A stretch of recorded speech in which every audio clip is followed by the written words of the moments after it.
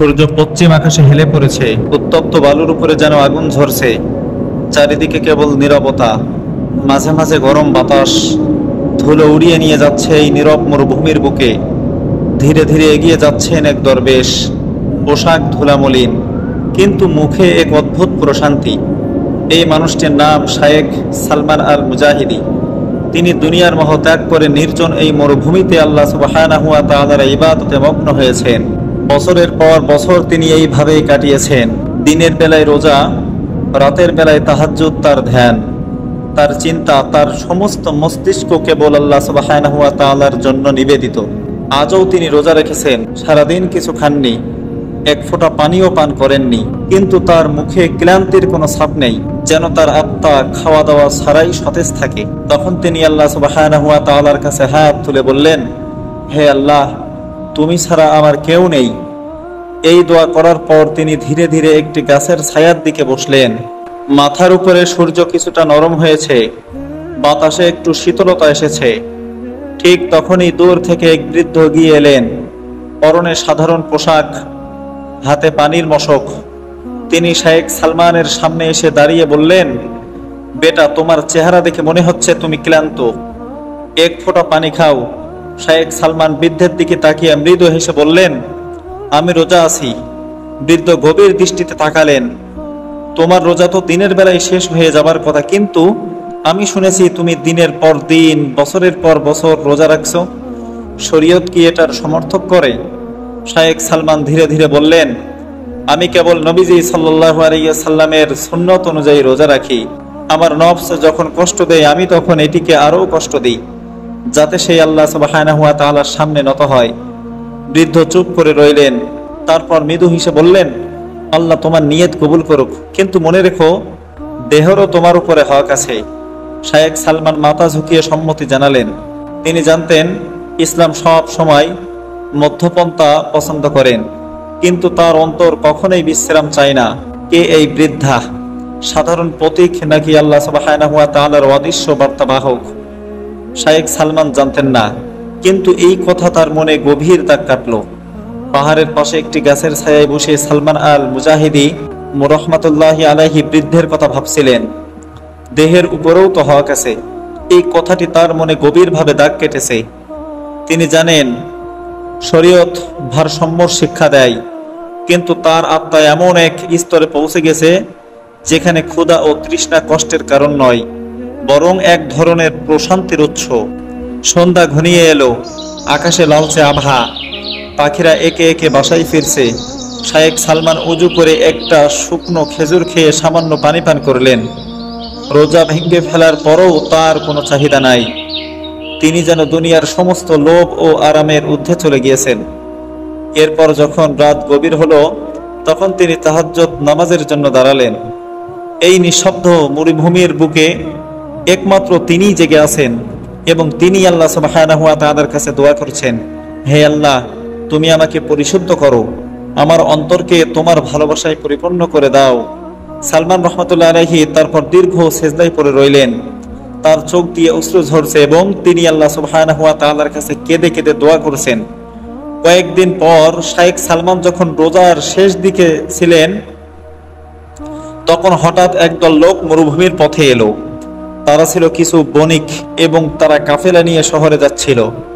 তাদের মধ্যে একজন লোক এসে সালাম দিলেন, হুজুর, আমরা পথ হারিয়ে ফেলেছি, পানি ও খাবার ফুরিয়ে গেছে, আপনি কি আমাদের সাহায্য করতে পারবেন? শায়েখ সালমান একটু চিন্তা করলেন।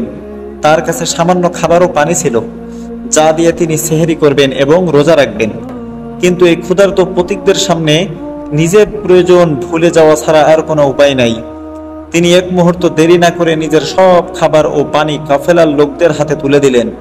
তারা খুশি হয়ে বলল, আপনার কিছু লাগবে না? শায়েখ সালমান শুধু মৃদু হেসে বললেন, আমার মালিক আছে, তিনিই ব্যবস্থা করবেন। লোকগুলো অবাক হয়ে তার দিকে তাকিয়ে রইল। কি অসাধারণ ত্যাগ! এবং এরপরে তারা বিদায় নিয়ে চলে গেলেন। কিন্তু তখনও ফজরের সময় হয়নি। শায়েখ সালমান জানতেন এবার তিনি না খেয়ে রোজা রাখতে বাধ্য হবেন। তবে এটি তার জন্য নতুন কিছু নয়। রাতের আধার ধীরে ধীরে মিলিয়ে যাচ্ছে, আকাশে ফজরের প্রথম আভা দেখা দিচ্ছে। মরুভূমির বালুকণাগুলো ঠান্ডা হয়ে এসেছে, কিন্তু শায়েখ সালমানের বুকের ভিতরে যেন আগুন জ্বলছে। তিনি জানেন আজকে রোজা তিনি সম্পূর্ণ না খেয়ে রাখবেন। গত রাতে সেহরিতে তিনি কিছুই খেতে পারেননি, তবুও তার মুখে কোনো দুশ্চিন্তার ছাপ নেই। রোজা শুরু হলো। চরম ক্ষুধা ও তৃষ্ণা। সূর্য ধীরে ধীরে পূর্ব দিগন্ত থেকে উকি দিল। মরুভূমিতে এখন এক নতুন দিনের সূচনা। কিন্তু এই নতুন দিক শায়েখ সালমানের জন্য আরো এক বড় পরীক্ষা নিয়ে এসেছে। বুকের ভিতর থেকে তীব্র এক ক্ষুধা অনুভূত হচ্ছে। মুখ যেন শুকিয়ে আসছে, পানি অভাবে গলা চেপে আসছে, শরীর দুর্বল হয়ে পড়েছে। তবুও তিনি হাল ছাড়েননি। তখন তিনি নিজের নফসকে বললেন, হে নফস, তুমি কি এতই দুর্বল যে সামান্য ক্ষুধা তৃষ্ণাও সহ্য করতে পারবে না? তোমাকে তো আরো শক্ত হতে হবে। এরপর তিনি আল্লাহর জিকিরে মগ্ন হলেন, যেন এই কষ্ট ভুলে থাকতে পারেন। দুপুরের দিকে হালকা ঠান্ডা বাতাস বইল। মরুভূমির উত্তাপে এটি ছিল আল্লাহ সুবহানাহু ওয়া তাআলার একটি রহমত স্বরূপ। ঠিক তখনই দূর থেকে এক আগন্তুক আসতে দেখা গেল। সে ছিল মধ্যবয়সী, হাতে একটা ছোট থলে, চেহারায় এক অদ্ভুত প্রশান্তি। শায়েখ সালমানের দিকে তাকিয়ে বললেন, হুজুর, আমি আপনাকে দূর থেকে দেখেছি, মনে হলো আপনি ক্ষুধার্ত। এই রুটি আর খেজুর গ্রহণ করুন। শায়েখ সালমান অতিথির দিকে তাকিয়ে মৃদু হাসলেন। তোমার এই খাবার কোথা থেকে এলো? লোকটি বলল, আমি এক কাফেলায় ছিলাম, হঠাৎ মনে হলো আমাকে এখানে এসে একজন আল্লাহর বান্দাকে সাহায্য করতে হবে। শায়েখ সালমান বললেন, আমি তো রোজা রেখেছি, তবে তোমার এই ভালোবাসা আল্লাহ তাআলার এক দান। আল্লাহ তোমাকে পুরস্কৃত করুক। লোকটি বলল, আমি আপনাকে এই খাবার দিয়ে যেতে চাই, যাতে আপনি ইফতারিতে এটি খেতে পারেন। শায়েখ সালমান এবার মাথা নত করে বললেন, আলহামদুলিল্লাহ, আল্লাহ কখনো বান্দাকে নিরাশ করেন না। লোকটি সালাম দিয়ে চলে গেলেন। এরপরে রাত নেমে আসছে। আকাশে অসংখ্য তারার মেলা। নীরব মরুভূমির বুকে একাকী বসে আছেন শায়েখ সালমান। সারাদিন ক্ষুধা ও তৃষ্ণার কষ্ট সহ্য করার পর তিনি ইফতার করেছেন, কিন্তু তার আত্মা এখনো শান্ত হয়নি। তিনি ধীরে ধীরে উঠে দাঁড়ালেন, কিয়ামুল লাইল এর নামাজ শুরু করলেন। এই মরুভূমিতে কোনো মানুষ নেই, শুধু তিনি আর তার রব। প্রথম রাকাতে তিনি সূরা মায়েদার 3 আয়াত তেলাওয়াত করলেন। এই আয়াত পাঠ করতেই তার হৃদয়ে যেন এক আলোর সঞ্চয় হলো। তিনি ভাবলেন, আমার জন্য কি এই ইসলামই যথেষ্ট নয়? আমি আর কি বা চাইতে পারি? এরপর তিনি দীর্ঘ সেজদায় পড়ে গেলেন। রাত গভীর হচ্ছে, চারপাশ নিস্তব্ধ। হঠাৎ দূর থেকে এক অদ্ভুত আওয়াজ শোনা গেল, আসসালামু আলাইকুম ওয়া রাহমাতুল্লাহ, হে আল্লাহর ওলি। শায়েখ সালমান ধীরে ধীরে মাথা তুললেন, কিন্তু তিনি দেখলেন চারপাশে কেউ নেই। চারপাশে শুধুই ধুধু মরুভূমি। তিনি আবার নামাজে মনোযোগ দিলেন, কিন্তু এবার আবার সে আওয়াজ, হে সালমান, তোমার এই ত্যাগের বিনিময়ে আল্লাহ সুবহানাহু ওয়া তাআলা তোমার জন্য কি রেখেছেন তা কি তুমি জানো? শায়েখ সালমান এবার চারপাশে তাকালেন। এক ছায়ামূর্তি দাঁড়িয়ে আছে কিছু দূরে। তিনি বললেন, তুমি কে? ছায়ামূর্তি ধীরে ধীরে কাছে এলো। চেহারা কিছুটা অস্পষ্ট, কিন্তু তিনি বলল, আমি তোমার কোনো ক্ষতি করতে আসিনি, বরং তোমার জন্য একটা বার্তা নিয়ে এসেছি। তখন সালমান বললেন, কোন বার্তা? তখন সেই ব্যক্তি বললেন, আল্লাহ তোমার রোজার কষ্ট কবুল করেছেন। তোমার জন্য জান্নাতে এক বিশেষ জায়গা নির্ধারিত হয়েছে, যেখানে ক্ষুধা ও তৃষ্ণার কোনো অস্তিত্ব থাকবে না। শায়েখ সালমান একটু হাসলেন এবং তিনি বললেন, আমি জান্নাতের জন্য এই কষ্ট করছি না, আমি কেবল আমার রবের সন্তুষ্টি চাই। এই কথা বলতেই ছায়ামূর্তি হেসে বললেন, সুবহানাল্লাহ, তুমি সত্যিই সেই লোকদের একজন যাদের অন্তর আল্লাহ সুবহানাহু ওয়া তাআলার প্রেমে ভরা। তুমি জান্নাতের জন্য করো না, কিন্তু জান্নাত তোমার জন্য অপেক্ষায় আছে। এরপর হঠাৎ করেই ছায়ামূর্তি অদৃশ্য হয়ে গেল। শায়েখ সালমান কিছুক্ষণ বসে রইলেন, তার চোখ অশ্রুতে ভিজে গেল। তিনি বললেন, হে আল্লাহ, তুমি আমাকে সেই পথেই রাখো যা তোমার প্রিয় রাসূল সাল্লাল্লাহু আলাইহি ওয়াসাল্লাম ও সাহাবায়ে কেরাম রাদিয়াল্লাহু তাআলা আনহুমরা হেঁটেছেন। এই বলে তিনি আবারও সেজদায় পড়ে গেলেন। এদিকে ফজরের সময় হয়ে এসেছে। আকাশে কালো রং ধীরে ধীরে ফিকে হয়ে যাচ্ছে। ঠান্ডা বাতাস বইছে। মরুভূমির তপ্ত বালু যেন কিছুটা শীতল হয়ে এসেছে। এরপর সূর্য পরিপূর্ণভাবে উদয় হয়ে যাবার আগেই দূর থেকে একটি কাফেলা এগিয়ে আসতে দেখা গেল। কাফেলাটি ছিল বেশ বড়। তাদের পোশাক ছিল মলিন, মুখে ক্লান্তির ছাপ। শায়েখ সালমান তাদের দেখেই বুঝলেন তারা বহুদিন ধরে ভ্রমণ করছে। একজন লোক এগিয়ে এলো, সালাম দিল এবং শায়েখ সালমানকে বললেন, হুজুর, আমরা অনেক দূর থেকে এসেছি, আমাদের খাবার ও পানি ফুরিয়ে গেছে, আপনি কি আমাদের কিছু দিতে পারবেন? শায়েখ সালমান গভীর দৃষ্টিতে তাদের দিকে তাকালেন। তিনি আগের দিনই তার সবটুকু খাবার ও পানি একদল পথিককে দিয়ে দিয়েছেন। এখন তার কাছে কিছুই নেই।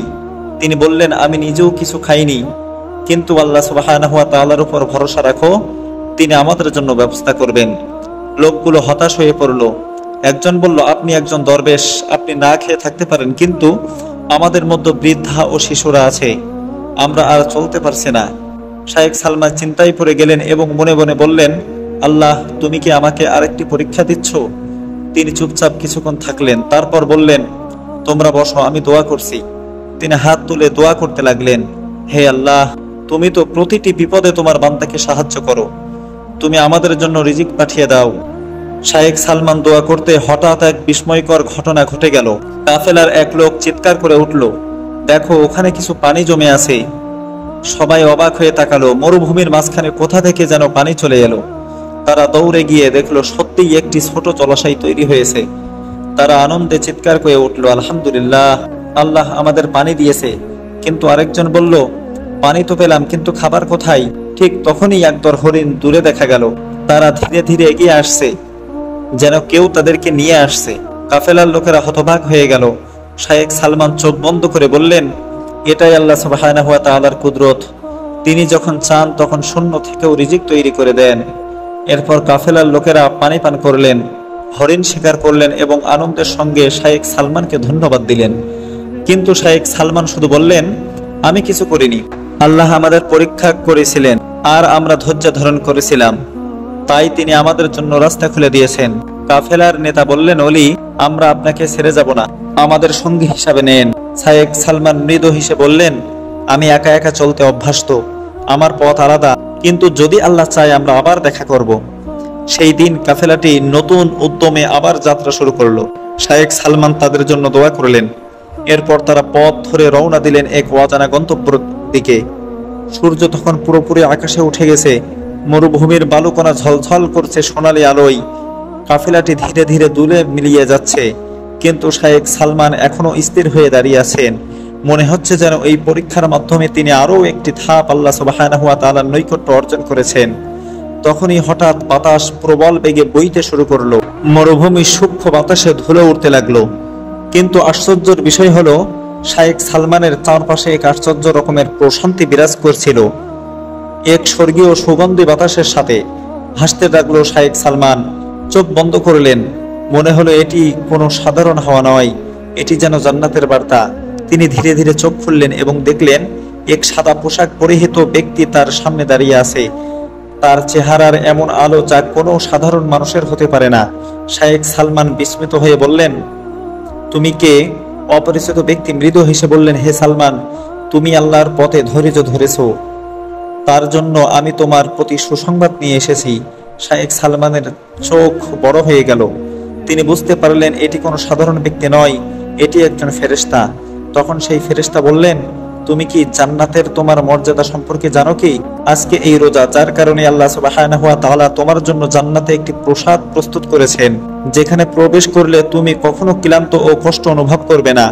শায়েখ সালমান অশ্রু ভরা চোখ নিয়ে সেজদায় পড়ে গেলেন। তিনি কাঁদতে কাঁদতে বললেন, হে আল্লাহ, আমি কেবল তোমারই ইবাদত করতে চেয়েছি, বিনিময়ে কিছুই চাইনি, কিন্তু তুমি আমার জন্য এত বড় পুরস্কার রেখেছো। তখন ফেরেশতা আবার বললেন, তোমার যাত্রা এখনো শেষ হয়নি, সামনে আরো কঠিন পরীক্ষা আসবে, কিন্তু মনে রেখো, তোমার ধৈর্যই তোমাকে জান্নাতের সর্বোচ্চ স্তরে নিয়ে যাবে। এরপর হঠাৎ করে বাতাস শান্ত হয়ে গেল, ফেরেশতা কথাই যেন অদৃশ্য হয়ে গেল, আর মরুভূমির পরিবেশ আগের মতোই স্বাভাবিক হয়ে গেল। আমার প্রিয় ভাই ও বোনেরা, এই ছিল আজকের ছোট্ট ঘটনাটি যদি ভালো লেগে থাকে তাহলে অবশ্যই সাবস্ক্রাইব করবেন। আজকে তাহলে এই পর্যন্তই। আসসালামু আলাইকুম ওয়া রাহমাতুল্লাহ।